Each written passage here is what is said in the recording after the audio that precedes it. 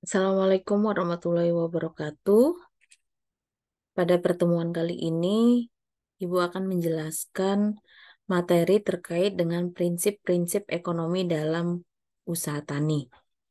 Ini merupakan materi pertemuan ke-10 ya, pada mata kuliah ekonomi pertanian. Pada prinsip-prinsip ekonomi dalam usaha tani, di sini yang akan kita bahas adalah terkait dengan permintaan dan penawaran dari hasil pertanian, ya.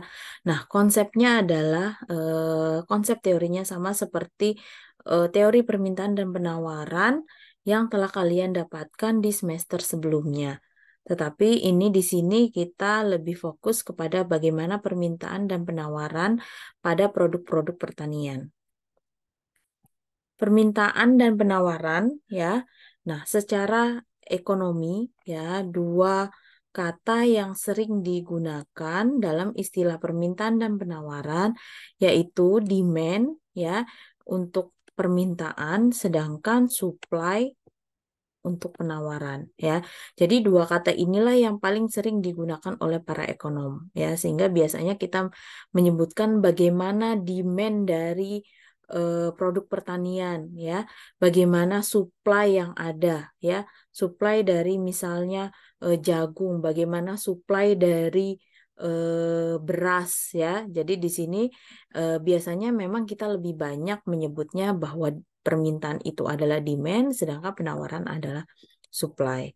Nah, permintaan dan penawaran adalah kekuatan yang menyebabkan suatu pasar itu bekerja. Nah, apa maksudnya? Ya, jadi ketika di suatu pasar itu hanya ada permintaan, maka pasar tersebut adalah dikatakan bahwa tidak ada kekuatan. Ya, kenapa? Karena kalau hanya ada permintaan, tidak ada penawaran, apa yang terjadi?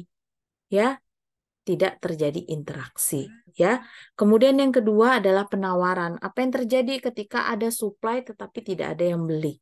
Ya, maka perusahaan ataupun produsen ya itu akan tidak ada yang beli barangnya sehingga tidak mendapatkan suatu penerimaan. Nah, yang mana permintaan dan penawaran ini akan menentukan kekuatan yang menyebabkan suatu pasar itu bekerja. Yang mana ketika suatu pasar itu bekerja, maka akan menentukan harga dan jumlah yang diperjualbelikan. Ya, misalnya di pasar ada pedagang cabai atau ada produsen cabai, ya. Nah, ketika dia melakukan penjualan, produsen menjual ke misalnya ke tengkulak ataupun pedagang pengumpul, ya. Nah, ada permintaan dari sisi pedagang dan ada penawaran dari sisi produsen, ya. Nah, ketika ada keduanya, maka akan menyebabkan pasar itu bekerja, ya. Nah, sehingga nanti akan menentukan harga. Oh, sesuai dengan kesepakatan berapa harga cabai yang disepakati dengan jumlah cabai sekian kilo yang terjual. Tetapi memang dalam penentuan harga untuk produk-produk pertanian, karena di sini adalah petani itu posisi tawarnya adalah rendah, sehingga biasanya yang menentukan harga adalah dari pihak pedagang pengumpulnya ya. Tetapi walaupun demikian tetap ada interaksi antara permintaan dan penawaran. Permintaan hasil pertanian, jadi permintaan itu diturunkan dari teori konsumsi. Ya, kalau di mikroekonomi itu kalian belajar yang namanya teori tingkah laku konsumen. Ya, nah dari teori tingkah laku konsumen itu kita bisa turunkan, ya, bagaimana kurva permintaannya. Ya, nah permintaan adalah jumlah dari suatu barang yang mau dan dapat dibeli oleh konsumen. Ya, jadi jumlah barang yang mau dibeli konsumen ya pada berbagai kemungkinan harga. Ya, jadi kenapa dikatakan pada berbagai kemungkinan harga? Kita tahu harga untuk produk-produk pertanian itu biasanya harganya fluktuatif. Sekarang cabai lagi mahal, ya. Kemudian nanti bisa jadi cabainya turun, ya. Jadi artinya minggu ini atau hari ini dengan besok itu bisa jadi komoditasnya harganya akan berbeda ya. Nah, dalam jangka waktu tertentu ya. Jadi ada jangka waktunya per minggu, per bulan, per hari ya. Itu biasanya harganya berbeda-beda.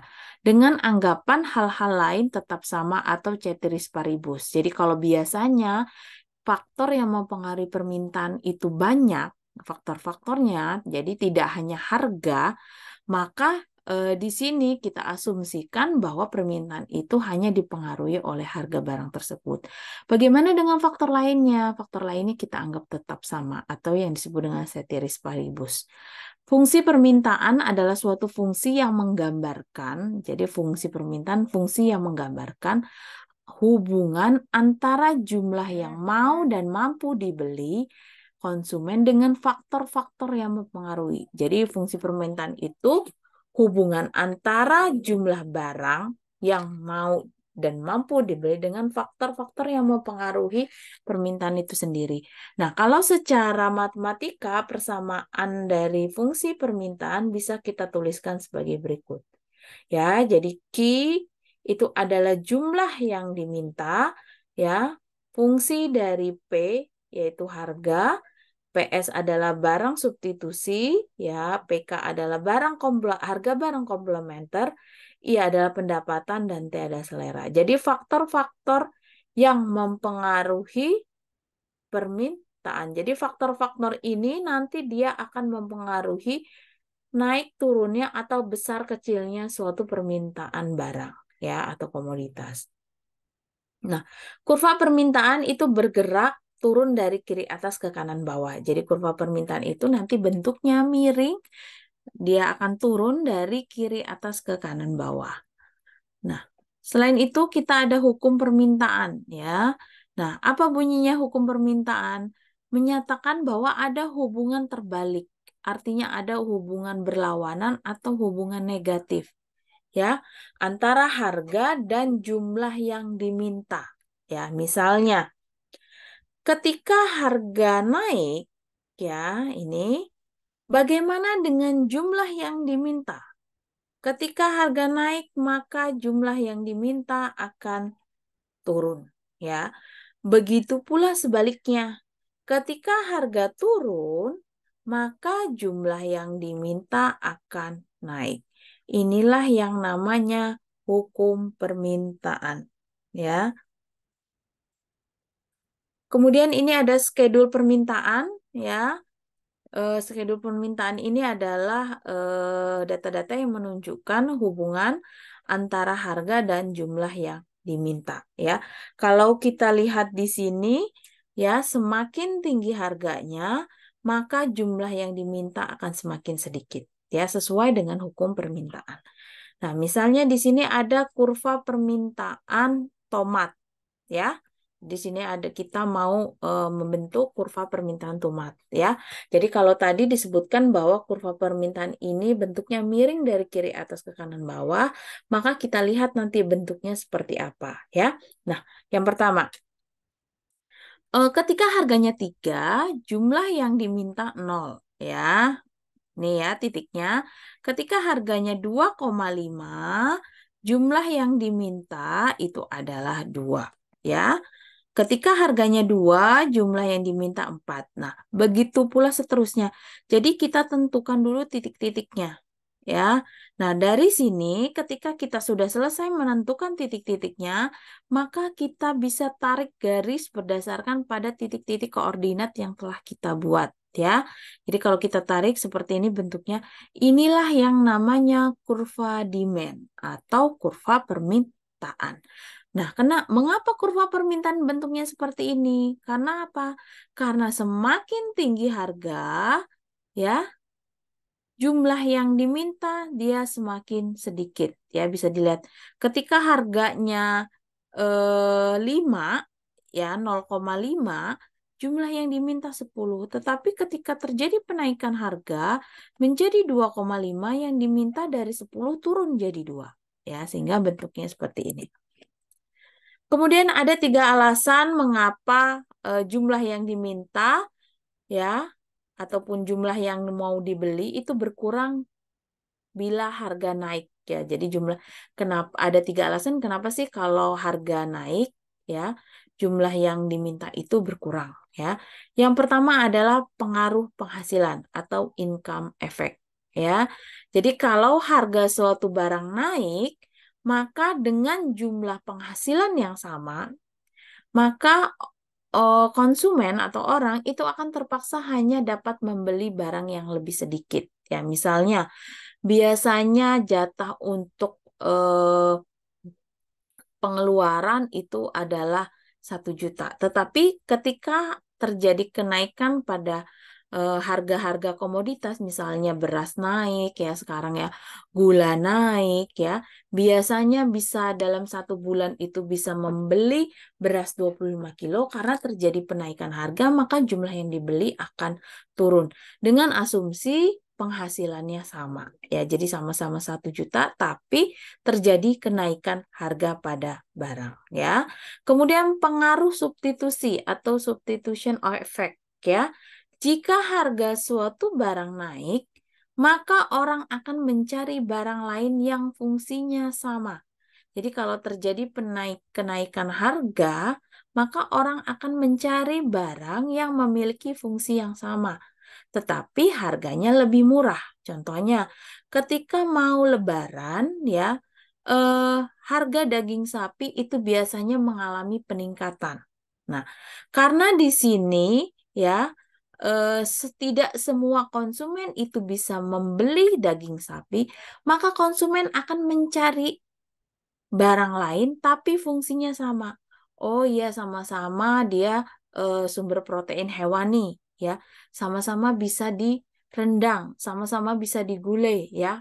Jadi artinya sehingga ketika terjadi kenaikan harga pada daging sapi, maka sebagian orang bisa beralih ke barang substitusinya. Misalnya apa tadi? Daging ayam. Kemudian penghargaan subjektif atau marginal utility, makin banyak barang yang sama yang dimiliki, maka semakin rendah penghargaan terhadap barang tersebut. Contohnya, kita punya sepatu hanya satu-satunya, dengan kita punya sepatu 5, itu penghargaan kita terhadap sepatu itu berbeda. Pasti kita akan lebih hati-hati, akan lebih kita rawat ketika kita hanya memiliki satu jenis sepatu. Kalau misalnya punya 5, ya lecet dikit tinggal ganti. Ya, ataupun dia rusak dikit tinggal ganti. Tapi kalau misalnya dia hanya punya barang yang satu, tadi sepatu, maka akan memiliki penghargaan yang lebih besar. Ya, misalnya dipakainya hati-hati, setiap minggu bisa dibersihkan terus, dicuci, diperhatikan, dan lain sebagainya. Ya. Kemudian ada 3 kasus di mana kurva permintaan yang menurun dari kanan ke atas kiri atas ke kanan bawah itu tidak berlaku. Jadi tadi ada bentuk kurvanya miring dari kiri atas ke kanan bawah, bentuk kurva permintaan yang seperti ini tidak berlaku di 3 kasus berikut ya. Yang pertama adalah kasus given ya. Pada kasus given, penurunan harga barang X justru menurunkan jumlah barang X yang diminta oleh konsumen. Ya. Jadi kalau biasanya ketika harganya turun, ya, jumlah yang dibeli akan banyak. Tetapi pada kasus-kasus given di sini, ya, ketika terjadinya penurunan harga, maka jumlah barang yang diminta oleh konsumen akan menurun juga, ya. Kemudian kasus spekulasi. Kasus spekulasi terjadi apabila konsumen berharap bahwa harga barang tersebut di hari ini justru dapat diikuti oleh kenaikan permintaan akan barang tersebut hari ini. Jadi kita berspekulasi, oh kayaknya nanti misalnya akan terjadi kenaikan harga beras. Atau kita sudah memiliki spekulasi bahwa besok atau minggu depan itu harga cabai akan naik. Atau yang bisa tahan lama misalnya gula akan naik. Maka konsumen ya karena dia memiliki spekulasi harga itu akan naik, maka jumlah yang diminta akan semakin tinggi. Kenapa? Dia akan kalau spekulasinya harganya tinggi, ya dia akan lebih banyak membeli barang, ya. Jadi di sini bahwa konsumen berharap bahwa harga barang tersebut hari ini justru dapat diikuti oleh kenaikan permintaan akan barang tersebut. Kemudian kasus barang-barang prestis. Ya, kalau barang prestis ini semakin tinggi harga barang tersebut, maka makin tinggi kepuasan konsumen yang diperoleh dari naiknya unsur prestis.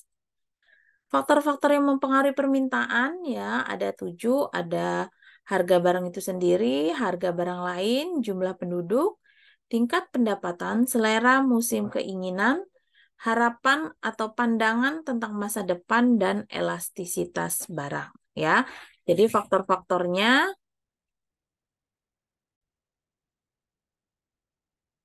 ya berikutnya adalah ini adalah penjelasan ya kalau harga barang sendiri itu sama seperti hukum permintaannya. Apabila terjadi kenaikan harga barang, maka jumlah yang diminta akan menurun ya. Kemudian ada harga barang lain, ada yang dia barangnya sifatnya pengganti atau substitusi dan ada yang sifatnya pelengkap. Kalau sifatnya pengganti atau substitusi, ya, ketika harga barang yang dimaksud itu mengalami kenaikan, maka jumlah yang diminta justru akan naik, ya. Misalnya penggantinya kopi dan teh. Kalau harga kopi naik, maka konsumen akan beralih ke teh, ya. Kemudian pelengkap ini berarti memiliki hubungan saling melengkapi. Misalnya gula dan kopi. Ketika terjadi kenaikan harga gula, ya, bagaimana dengan kopinya? Ya, pasti permintaan kopinya akan turun, ya. Kenapa? Karena konsumen akan membeli gulanya lebih sedikit sehingga kopinya karena dia sifatnya pelengkap, otomatis membeli kopinya juga semakin sedikit.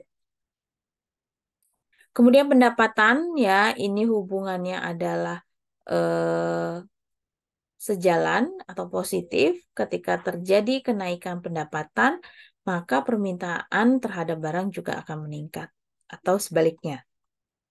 Kemudian jumlah penduduk, semakin banyak jumlah penduduk berarti menyebabkan permintaan akan suatu barang juga akan meningkat ya. Kemudian cita rasa dan selera konsumen. Bila cita rasa dan selera konsumen naik, maka jumlah permintaan juga naik. Ya, jadi korelasinya atau hubungannya adalah positif. Ya, kemudian musim, ya, misalnya ketika musim kemarau, maka permintaan es krim akan jauh lebih tinggi dibandingkan dengan musim hujan. Ya, begitu pula sebaliknya. Ketika terjadi musim hujan, biasanya makanan-makanan yang berkuah-kuah itu akan lebih banyak permintaannya, ya. Kemudian harapan dan pandangan masa lalu yang akan datang. Ya, jadi kalau harapan tentang masa lalu yang akan datang ini dapat menyebabkan perubahan yang mendadak dalam permintaan konsumen. Misalnya, ada rasa takut bahwa harga-harga akan naik, mendorong orang akan segera membeli lebih banyak. Misalnya dia ada spekulasi bahwa nanti akan terjadi kenaikan harga ketika mau Lebaran.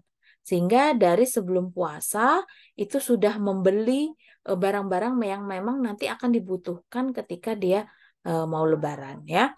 Kemudian elastisitas ya, perubahan tingkat pendapatan dan tingkat harga dari suatu barang akan mempengaruhi besar kecilnya jumlah permintaan. Jadi kalau elastisitas itu perubahan harga, bagaimana yang terjadi terhadap permintaan ketika terjadi perubahan harga. Yang kedua adalah penawaran hasil pertanian, ya. Kalau tadi permintaan, ini adalah penawaran atau supply, ya. Nah, penawaran mempunyai arti jumlah dari suatu barang tertentu yang mau dijual pada berbagai kemungkinan harga. Jadi jumlah barang yang mau dijual oleh siapa? Oleh produsen, ya, pada berbagai kemungkinan harga.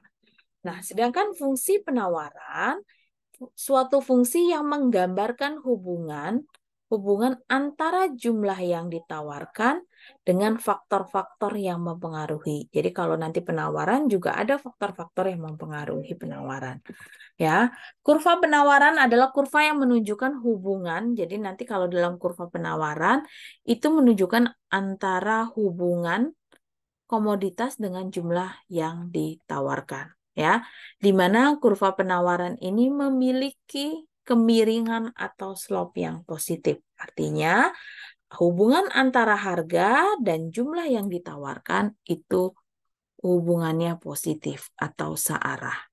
Ya, nah ini adalah hukum penawaran. Ya, hukum penawaran itu menyebutkan bahwa terdapat hubungan yang positif, ya, atau searah antara harga dengan jumlah yang ditawarkan. Ya, ini adalah schedule penawaran. Ya, nanti akan kita gunakan untuk bagaimana menggambarkan dari kurva penawaran itu sendiri. Ya, nah bisa kita lihat di sini bahwa semakin tinggi harga, maka jumlah yang ditawarkan akan semakin banyak. Ya. Nah, ini adalah kita mau menggambarkan bagaimana kurva penawaran dari tomat, ya, di mana kurva penawaran ini menunjukkan hubungan antara harga tomatnya dengan jumlah tomatnya. Ya, semakin tinggi harga tomat, maka jumlah tomat yang ditawarkan oleh petani akan semakin banyak, ya.